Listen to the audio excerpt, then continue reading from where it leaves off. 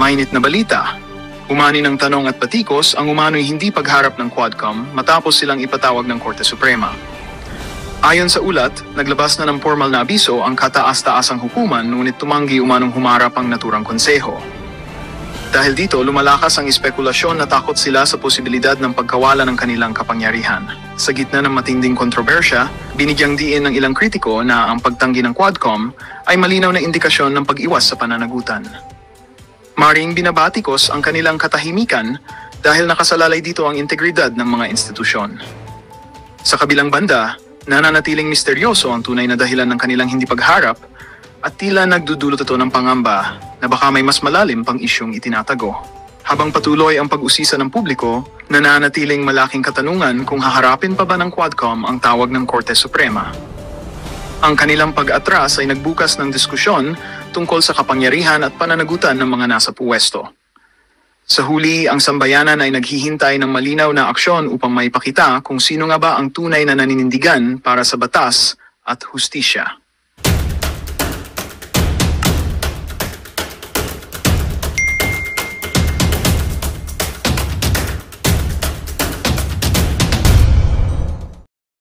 Po yung patungkol sa nababalitaan nating intel na mga vloggers ipapapatay. Okay, mamaya po yan. Ito muna. Ibang balita, naghain ng petisyon ang kampo ni Vice President Sara Duterte sa Supreme Court para questionin ang proseso ng Kamara sa impeachment laban sa kanya. Para sa ibang detalye, makakausap natin sa linya ng telepono si Camille Samonte. Camille, ano ba itong basihan ni VP Sara dyan sa paghahain niya ng petisyon? Kine-question ni Vice President Sara Duterte ang naging... Okay, ito, tingnan nyo. Kahapon lang, maraming salamat at kami po ay nagpunta sa Supreme Court para questionin din. Okay? Ang team ng mga lawyers, Attorney Torion, at kami po na mga banateros, at kasama pang marami, mga 29 petitioners po yan, na kine-question ang legality nitong impeachment laban kay BP Sara. Let's protect BP Sara. Okay? Kahapon po yan at maraming salamat. Sinamahan niyo po kami. Dahil yung 29 petitioners na yan, yung mga 29 na nagre-reklamo, kasama namin kayo dyan. Kasi po yan ay pulso ng bayan. Yan po ay puso ng bayan. 32 million voters. Mahal po si BP Sara. Bakit po natin hahayaan ang 200 congressmen na mga buwaya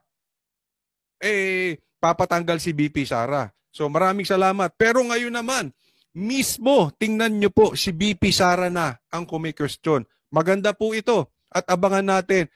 Because you know, mga kababayan natin, it's about time. We are always on the defensive side. Ngayon naman, opensiba na tayo. Kaya nga kami, nireklamo namin. Ito si BP Sara, siya mismo nirereklamo niya na impeachment. And that's good. Alam mo, ito, higit sa lahat ng pagrereklamo ni BP Sara tungkol dyan sa impeachment, this is a good news for you, for me, for all of us na inaabuso ng mga buhaya. Ibig sabihin, opensiba na po si BP Sara. At ito po ay tutuloy-tuluyan niya na. Wala na po. Ako nag-e-expect ako that something will happen this month. We will turn the table. Opensiba na po. Hindi na po tayo yung pinapatawag ng pinapatawag. Tayo na magpatawag. Hindi yung tayo nirereklamo. Tayo na magrereklamo at aasahan nyo po yan. We will not take this sitting down. Ang banateros po, makikita nyo, we will do the offensive. Lagi na lang tayo Tayo nang tayo, di ba? Tayo naman. Okay? So, pakinggan po natin ito at hopefully, pakilagay nyo dyan sa comment section. Gusto ko marinig, gusto ko mabasa. Sasamahan ba natin si BP Sara sa laban na ito? Kasama niya ba tayo na mag-uopensiba patungkol dito sa impeachment na to? Proseso ng impeachment laban sa kanya ng Kamara, iginiit ng bise na nilabag ng Kamara ang saligang batas sa paghahain ng impeachment complaint dahil hindi nito agad inaksyonan ang naunang 3 impeachment complaint. Pagpos ay iyong ika-4 na impeachment complaint ang kanilang ipinasa sa Senado. Sa kanyang petisyon, hiniling ni VP Sara sa Supreme Court na maglabas ng temporary restraining order. Ayan, ito po yan, okay? Ang nirereklamo ni BP Sara, this is unconstitutional. Same na same, almost, doon sa reklamo namin kahapon na temporary restraining order, ibig sabihin pinahihinto to impeachment. Bakit? Anong nalabag? Ano unconstitutional dito? Tatlo po yung hinain na reklamong impeachment kay BP Sara. At ang tagal dyan, hindi inaaksyonan, hindi dininig ni speaker, walang nangyari. Tapos, biglaan, walang kaplano-plano ni hindi pa nga naaayos. Yung fourth, ito po liliwanagin natin na yung fourth complaint ang pumasok at pinirmahan na itong mga buhayang congressman. Tingnan nyo mabuti yan. Doon pa lang sablay na eh. Una, anong kina-question dyan? Totoo bang nabasa? O pinirmahan lang? Kasi dapat pag nagre-reklamo ka, alam mo yung nire-reklamo mo. Hindi ka lang pirma ng pirma dahil meron kang natanggap na 150 million reasons. May balita ko, 150 million daw dyan. Kada pirma. Oo, 150 million reasons. Diba? So yun ang dahilan. Hindi po pwedeng yun ang dahilan. Dahil ang pinag-uusapan natin dito mga kababayan, ipagdiinan natin 32 million ang bumoto kay BP Sara. Dahil nakatanggap kayo ng 150 million, i-impeach nyo si BP Sara. Abay, anong lokohan po yan? Di ba? At yung proseso po, ang tagal, biglaan yung pang-apat eh, di ba? Yan ang ipinasok nila. Meron pang question dyan. Eto, tuloy natin. At writ of preliminary injunction para pigilan ng Senado sa naisagawa ang impeachment trial sa kanya. Paglabag daw sa saligang batas ang proseso ng impeachment sa Kamara dahil isang impeachment lang ang pwedeng ihain sa impeachable official sa loob ng isang taon. Yan, isa pa. Okay, linawin natin. Ang kada opisyal na pwedeng pa-impeach, dapat isang reklamo lang kada taon. Ang hinain nila nung una, 3 complaints. Okay? Considered as isa yon. Tapos, meron pang pang-4. So, considered as second po yun. Yun po ang kine-question. Yun po ang pinahihinto. Yan po ang dahilan ng TRO o Temporary Restraining Order na nilalaban ni BP Sara, pati na rin kami, ng attorney Torion team, dyan sa Supreme Court. Diretso po. Bakit?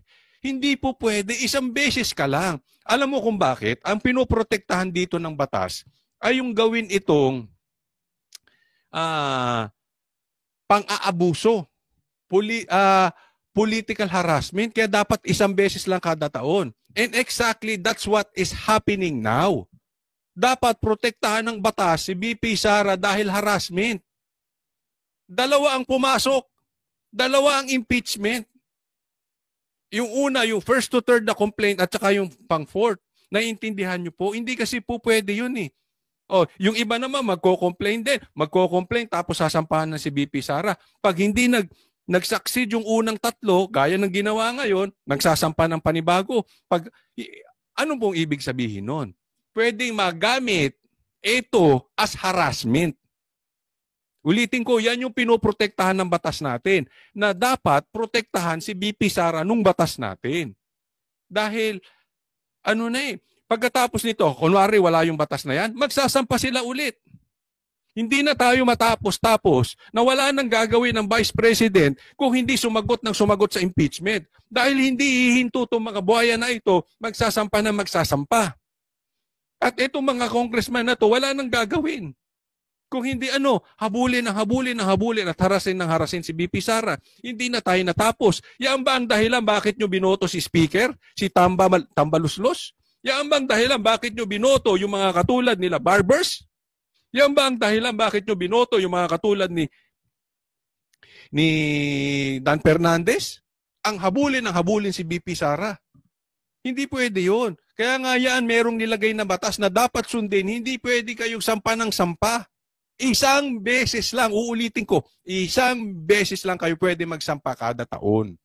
Inihain ng BC ang petisyon kasunod ng paghain din ng petisyon ng ilang kaalyado ng mga Duterte laban sa impeachment. O yun yung sinasabi ng ibang petition pa. Kami yun. Yung Team Tier yun yung sinampa namin kahapon. Okay. Samantala, nanindigan naman sa Charles Ngayon, mamaya, ito tuloy natin kasi ang idinidiscuss dyan yung patungkol kay Chis Escudero. Kunin natin tong isang interview kasi mas detalyado po yung patungkol kay Chis Escudero na yon. Okay, ito po, pag-usapan natin. Mamaya po yung patungkol sa vloggers, ha? Sir, yun lang, sir. Parang ano lang, as an argument, to raise that, to answer that argument na why would you treat it differently? Well, because nga, sir, now, mayroong mga calls sa iyo, mayroong ni-raise sa Supreme Court, may mga letters sa iyo urging you to act on it. I don't define that as clamor. There are people asking for it. Isang libro namang sinabing naging clamor na yung isang... Ayan, ang pinupunto kasi dito ni Chis, may clamor daw. Ang tanong nung reporter, kung sino man niya, kanina pa itong... Anyway, papaliwanag ko. May clamor, kaya dapat aksyonan agad ng Senado. Hindi pwedeng sa June. Kasi according to Chis Escudero, hindi itutuloy ito ngayong 19th Congress. After the election na sa June. Okay? Ang sabi ng reporter, may clamor, kailangan aksyonan nyo yan. Ang kini-question dito ni Chis, asan ang clamor? Ano ba yung clamor na sinasabi nyo? Ilan ba ang clamor? 3 ba? 4 ba? 10 ba? Ilan ba lang natatanggap nila? Ata 1 o 2, 3? Kaso. May nakalagay ba sa definition ng clamor na dapat 5 kaso, o 10 kaso, 15 kaso, 20 kaso bago maging clamor? Isa pa lang yung kaso eh. O ang sumusulat sa akin, 3 pa lang.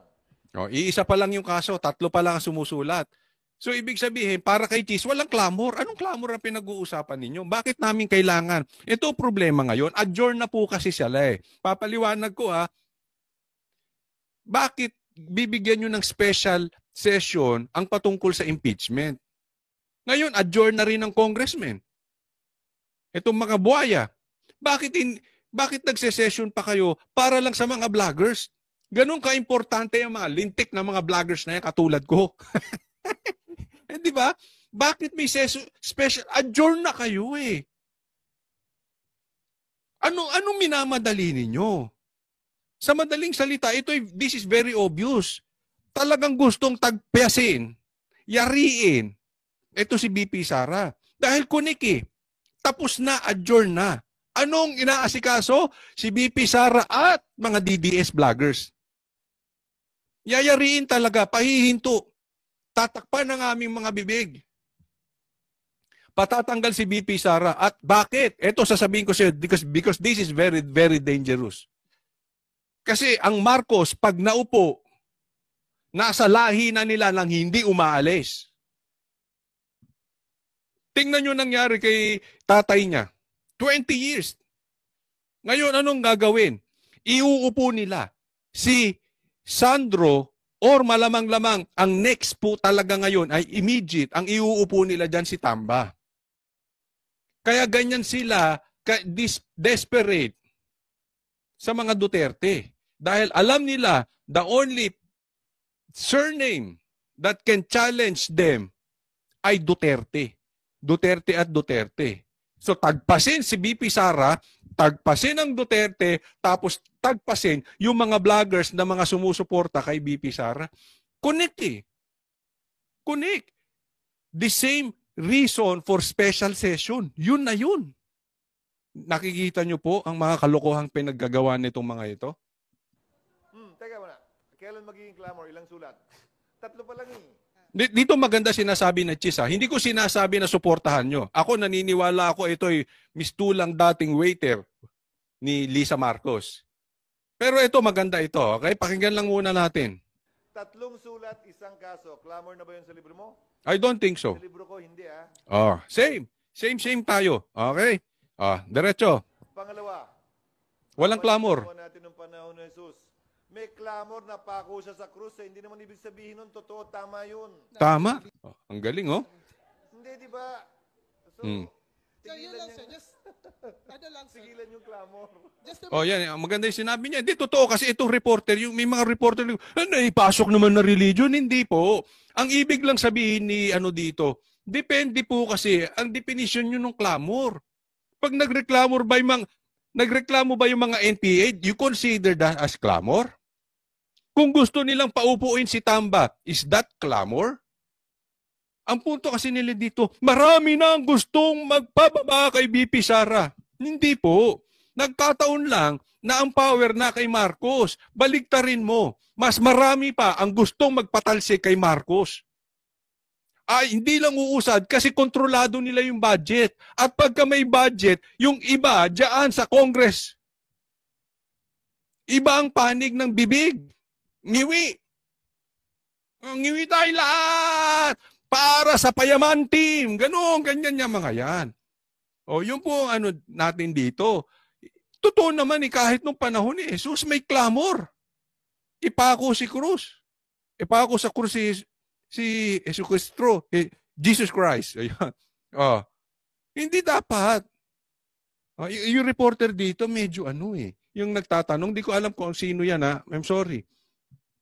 Lang, sir. So parang malinaw lang, sir, ngayon, ang kikilalanin nyo lang na magkocompose sa inyo Supreme Court. Alam ko namang sabihin kung hindi. Kung naman. Di ba, kahit pa magkaroon ng clamor, based on your definition ng clamor, Supreme Court pa rin, sir, yung susundin niya. Ang susundin namin kung ano ang tingin naming tama at dapat, hindi ko anong gusto ng mga may kulay. Wala na sa kapangyarihan ni General Torre Tama to sinasabi yung i-relieve mo yung Chief, second in rank. Tole, hindi lang second in rank before to, Deputy Chief for Admin, Deputy Chief for yung seating arrangement na para Operations, impeachment dyan sa Senado. Ngayon, basta yung mga directorial staff, halos lahat yan, 3-star rank. Tama po yung intel na natanggap natin. Hindi mo pwedeng tanggalin kung hindi dadaan sa NAPOLCOM or even the President. Ang ginawa ni General Torre, on his own, nirelieve niya. Sinasabi niya na makakapagsabi kaya nasubrahan talaga. Pero siyempre, yung korte ngayon, pinasasagot nga sila. At ito yung post ni Mr. Rigoberto Tiglao. From one of my chat groups, why Malacanang ousted Nicolas Torre as PNP chief? Nicolas Torre III lost his post as chief of PNP on August 26. August 25. Ngayon, effective today. Just 3 months after stepping in the role, the palace move came after a heated clash with National Police Commission and Interior Secretary John Vic Remulla. Okay, the breaking point, a controversial reshuffle. At the center of the conflict was Torre's decision to reshuffle senior police officers without NAPOLCOM's green light. Okay, on August 6, anong motibo niyan si Pimentel? he reassigned Lieutenant General Jose Melencio Nartatis Jr. to Western Mindanao and promoted Lieutenant General Bernard Banac into PNP's second highest post. NAPOLCOM quickly struck back through Resolution 2025-0531.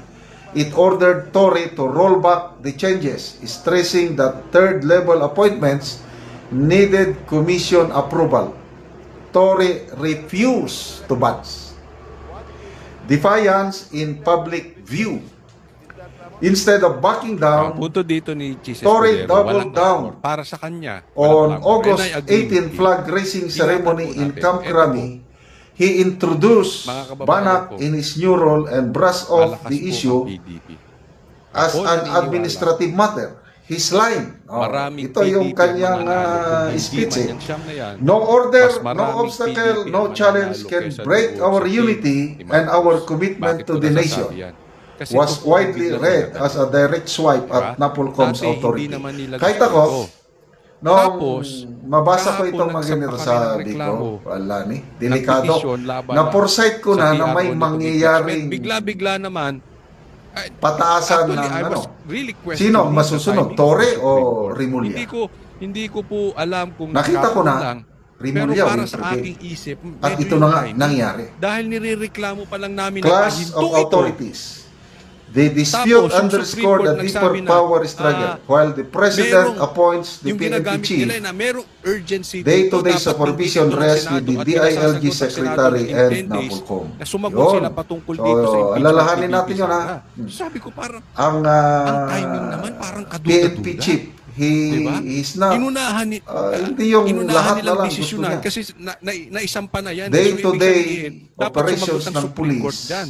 sinusupervise yan ng Court, National yung Police bola, Division. instead na Yun nasa ang kanila, nakalimutan ipinasa ni nila sa General Senado. Torres. Sagutin nyo na yan in 10 days. Torres' Kasi refusal may- to acknowledge may urgency. that balance of power was Nakikita niyo seen yung as a pinapaliwanag challenge ko? not only to Kaduda-duda NAPOLCOM po but yung also timing to nyo. Rimulya, who had grown Kaya nga po, increasingly bigla frustrated naman with ngayon si what BP Sara, siya na he mismo, teka reportedly muna. viewed as Torres' Ako sa arrogance tingin ko, and disregard for meron ditong protocol. gapangang The nangyayari. palace steps in. On August 25, Nawala naman sa plano Executive na Secretary bigla-bigla Lucas si BP Sara Bersamin ay siya mismo signed the nagreklamo. order Teka that muna, sabi sealed siguro Torres' ni BP fate. Sara. The memorandum Teka was muna. blank. His relief Talagang was pinupolitika effective ninyo. immediately Pati Supreme and he Court, was medyo instructed to turn Yung over timing, all medyo matters may for a smooth reklamong lumabas, transition. tapos biglang A short but pinag-decide na agad eventful ng Senado. tenure, Ako na 85 mismo. days. Kung Torres' gusto term niyo akong lasted for politikahin, 85 days, harapin yet niyo it ako. was Ako na marked by mag-i-impeach. bold, Ako na sometimes magpapa-stop ng heavy-handed impeachment na yan. decisions. Nakita He niyo set yung a sequence? 5-minute response rule for Petro Manila Dito po, Cups. Sara, yung nangyayari. Sacked 19 officers for misconduct Talagang and medyo relieved may gapangan 8 talaga police yun. chiefs for Ako'y poor naniniwala, performance. ha? He also Na became nakikita po ito ni BP Sara.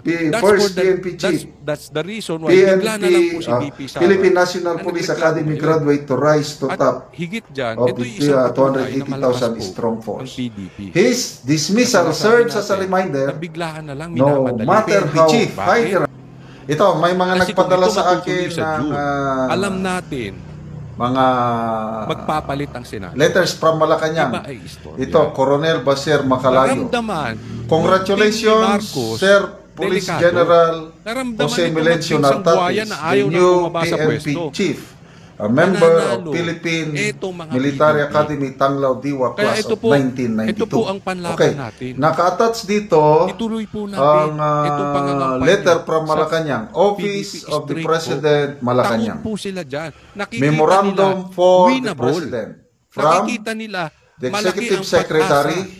through Nakikita nila. Kasi yung survey na Undersecretary pinapalabas nila, Mary Lynn alam nila ang Charis totoo. Lagamon, May magic sila dyan Office ginagawa. of the Appointment Yan po, totoo Secretary. yan. Subject, Pero, Appointment of yung Chief nagpa-survey, Philippine alam National mismo Police, nila anong date totoong resulta. 25 August Yung hindi doktor, 2025. nung hindi dinoktor. The undersigned Kita respectfully nila malakas request talaga.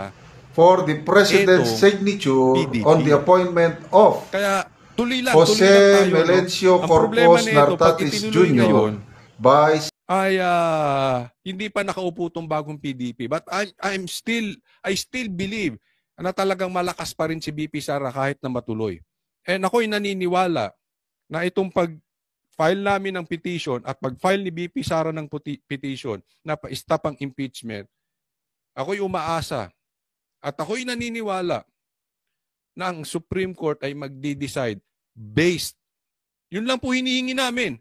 Supreme Court, you decide based on the legality, not on the pressure of the political people in this country. Yung legal lang. Yung legal lang po. Tama ba ang proseso? Yan ang kina-question. Tama ba ang proseso na ginawa nila sa impeachment kay BP Sara o hindi? Yan lang. Patas lang po. Yan lang ang hiling natin. Ha? O puntahan natin itong mga vloggers ngayon. O ito, pag-usapan natin na ididemanda raw itong si Barbers ng mga vloggers, yan ang nadidinig natin. Pakinggan po natin. Ipinagutos ng House panel sa pagpapadala ng show cause order sa Meta o Facebook at Pati Meta, pati Facebook ha. O, binibigyan na ng show cause order. ByteDance o TikTok dahil walang dumating na mga kinatawan nito sa ikalawang pagdinig ng Buang talaga ito sila Barbers, etc. No? Itong kanyang team. Ha? Talagang pati Facebook, pati TikTok, pati YouTube gustong kontrolin. Grabe, no? Oo. Kakaiba talaga. Talagang abusado. Napaka-entitled.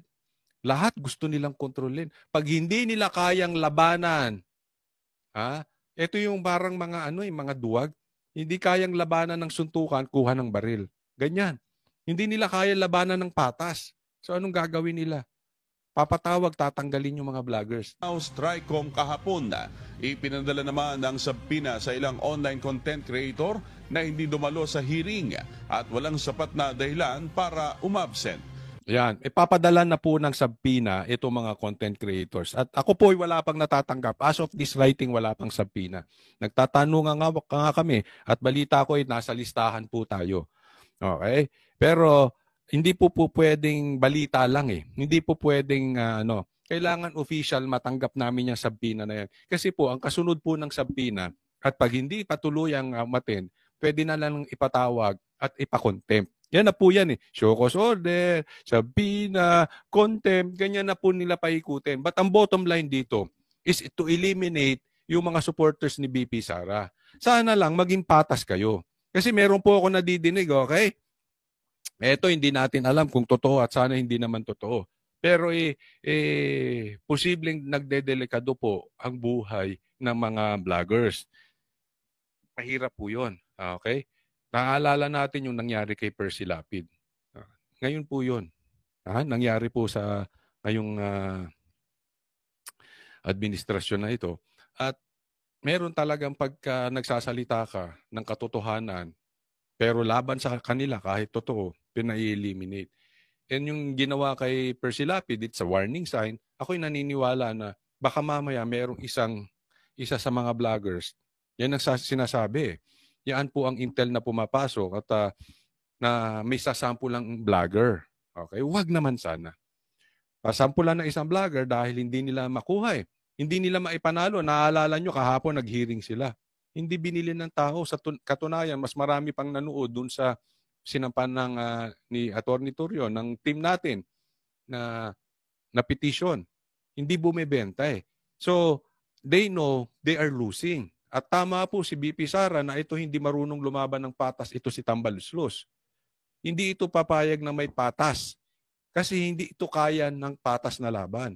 So, at sila'y natatalo sa ngayon sa labang ito at they will resort to yung violence na may isang sasampulan at para tumahimik lahat. Diba? Alam nyo, mali po kayo doon. Okay? Una, naghahanda ang mga vloggers. Sa mga vloggers, payo ko lang, ibigay nyo mga pangalan kung sino sa tingin ninyo ang mga yayari sa inyo.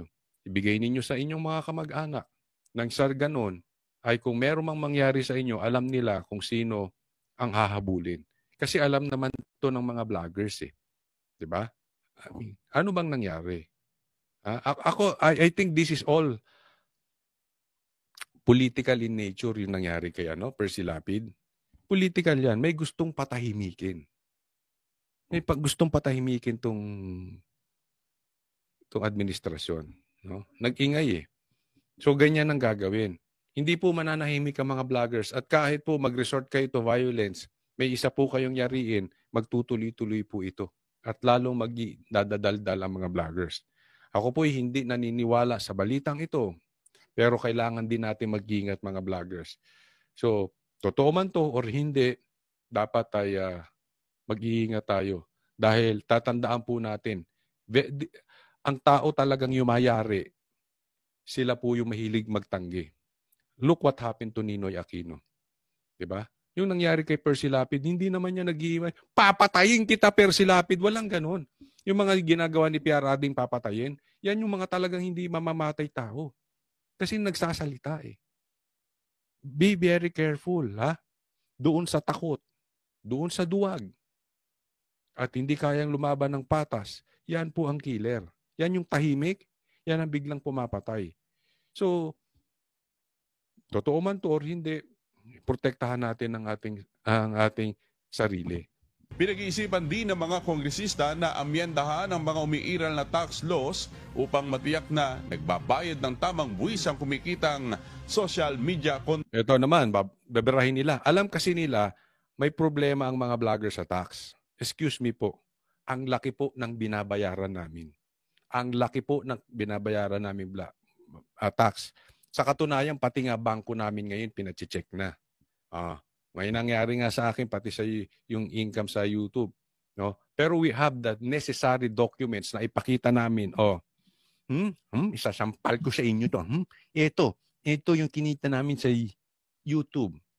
May listahan po yan, may document po yan. Alam po yan ng Google. Google mismo. So ito sila lahat ko questionin, pati tax. Walang problema. Basta sana patas. Questionin nyo rin yung mga vloggers ni Marcos, ni Tamba. Asan ang tax nila? Alam mo mga kababayan, ito kasi yan. Naghahanap sila. Ang nangyayari dito, itong mga congressman natin, hindi na po naghahanap kung paano aayusin ang bayan natin. Naghahanap sila ng una ng pagkakakitaan nila, siguro dahil may umami nga sa hanay nila na dahil wala kang proyekto pagka hindi ka maingay at hindi ka pumirma. Merong di umanong 150 million reasons. Yan ang pinag-aasikaso nila at i-eliminate ang mga vloggers. Maging patas kayo. Imbestigahan nyo rin yung mga vloggers ni Tamba. Ha? Tatandaan nyo, sino ang may pera ngayon? Si Marcos at si Tamba. Walang pera po ang Duterte. This is not to insult the Duterte, okay? May pera po yan. Pero walang pong pera yung pambayad ng vloggers. Yan po ang gusto nilang silipin. So kung sisilipin nyo kami, pati tax namin sisilipin nyo rin yung mga animal na yan. Yung vloggers ni BBM tsaka ni Tamba. Sila ang may kapasidad magpasahod ng malaki. Tingnan nyo sila. Hindi ako nagyayabang. Pero kahit magkatinginan tayo, yung views namin malaki. Hindi sa nagyayabang, pero ibig sabihin nun, pag malaki views, yung pera namin nakukuha namin sa legal na paraan, sa YouTube. Tingnan nyo yung mga vloggers nila, yung mga trolls nila. Ang hihina ng views. Yung iba nga wala pang views, yung mga trolls nila sa Facebook. Iilan lang ang views. Pa-check nyo lifestyle ng mga yan. Saan nila kinuha yung pera? Naiintindihan nyo po yung... Binabalansi ko lang. Yung sa amin, legal po naming nakukuha. Hindi po ito binabayad ng mga politiko. Mag-iingat po tayo dyan kasi yung mga politiko, we are on the opposition po tayo. So hindi po pwede yung ganon. Walang pera po ito, posisyon. Gobyerno po ang may pera. Magandang balita ang hatid namin sa inyo ngayong araw. Sa pagtatapos ng aming balitaan, nagbigay kami ng mga mahalagang impormasyon. Maraming salamat sa pagtutok at pagsuporta sa aming programa. Huwag kalimutang manatili sa mga susunod na araw para sa mga bagong balita at mga kwento na dapat nating abangan. Mula sa Boses ng Masa, magandang araw, Pilipinas!